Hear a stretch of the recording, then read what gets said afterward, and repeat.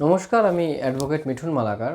তো আজকের ভিডিওটা খুব ইম্পর্টেন্ট, কারণ যারা গার্লফ্রেন্ড বয়ফ্রেন্ড বা প্রেমিক প্রেমিকা সম্পর্কে রয়েছেন, বিশেষ করে যারা বয়ফ্রেন্ড বা ছেলে, তাদের একটা কোশ্চেন সবসময় ঘোরাফেরা থাকে বা অনেকে আমাকে মানে ইউটিউবে কমেন্টও করেন যে যদি তারা তাদের গার্লফ্রেন্ডের সঙ্গে মানে বয়ফ্রেন্ড যদি তার গার্লফ্রেন্ডের সঙ্গে বিবাহের প্রতিশ্রুতি দিয়ে সেক্সুয়াল ইন্টারকোর্স বা সহবাস করে, এবার ভবিষ্যতে দেখা গেল যে তার ফ্যামিলির চাপে হোক বা সে নিজের ইচ্ছায় সে বেটার কোনো অপশান পেয়েছে বলে সেই গার্লফ্রেন্ডকে ছেড়ে দিল বা তার সঙ্গে আর রিলেশনশিপ রাখতে চায় না বা তাকে বিয়ে করতে না চায়, তাহলে তার কি আইনি প্রবলেম ফেস করতে হতে পারে।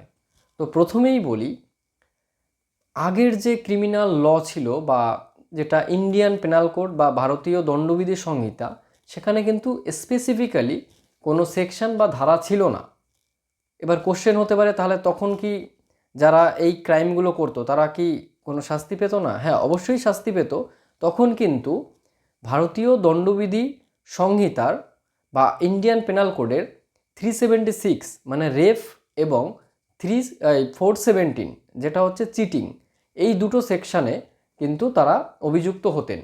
কিন্তু বর্তমানে ভারতীয় ন্যায় সংহিতা এই আইনে 69 ধারায় কিন্তু তারা অভিযুক্ত হবেন। মানে স্পেসিফিক্যালি এই বিবাহের প্রতিশ্রুতি দিয়ে যদি কেউ সহবাস করেন এবং পরবর্তীকালে যদি তার গার্লফ্রেন্ডকে যদি বিয়ে করতে না চান, সেই ক্ষেত্রে কিন্তু 69 ধারা ভারতীয় ন্যায় সংহিতার আন্ডারে সে অভিযুক্ত হবেন।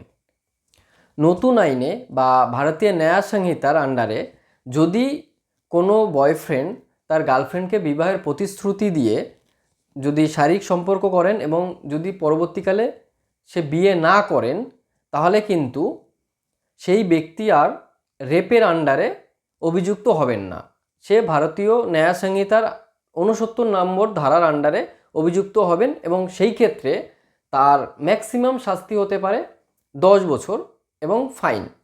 মানে ম্যাক্সিমাম 10, তার নিচেও হতে পারে, 5-7 বছরও হতে পারে। সেটা কোর্টে ট্রায়াল হওয়ার পরে কোর্ট ডিসাইড করবে। কিন্তু পুরনো যে আইন ইন্ডিয়ান পেনাল কোড, সেখানে কিন্তু সেই ব্যক্তি যে তার গার্লফ্রেন্ডকে বিবাহের প্রতিশ্রুতি দিয়ে শারীরিক সম্পর্ক করেছেন এবং পরবর্তীকালে বিবাহ করতে চাননি বা করেননি, সেই ব্যক্তি কিন্তু রেপ এবং চিটিংয়ের আন্ডারে অভিযুক্ত হতেন। রেপের আন্ডারে তার মিনিমাম শাস্তি হতো 10 বছর, যেটা যাবজ্জীবন পর্যন্ত এক্সটেন্ড করতে পারত, প্লাস ফাইন। তো আজকের ভিডিওটা এই পর্যন্তই ছিল।